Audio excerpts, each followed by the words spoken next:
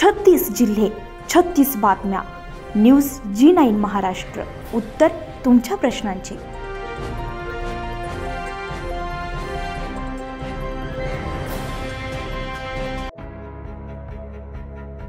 अमरावती जिल्ह्यातील धामणगाव रेल्वे येथील विश्वरत्न डॉक्टर बाबासाहेब आंबेडकर यांची 133वी जयंतीनिमित्त धामणगाव रेल्वे शहरात ठिकठिकाणी जयंतीचा जल्लोष आणि अभिवादन सोहळा पार पडलाय.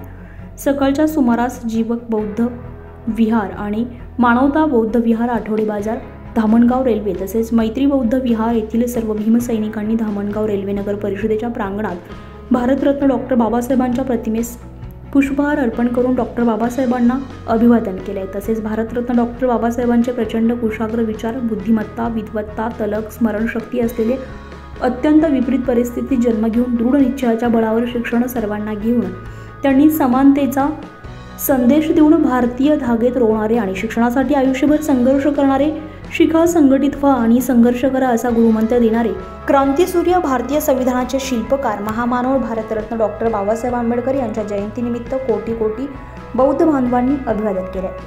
तसेच त्यामध्ये जीवक बुद्ध विहार, मानवता बुद्ध विहार, आठवडी बाजार, धामणगाव रेल्वे तसेच मैत्री बौद्ध विहार येथील सर्व बौद्ध उपासक आणि उपासिका यांनी पांढरे वस्त्र परिधान करून महामानव भारतरत्न डॉक्टर बाबासाहेब आंबेडकर यांना अभिवादन केले.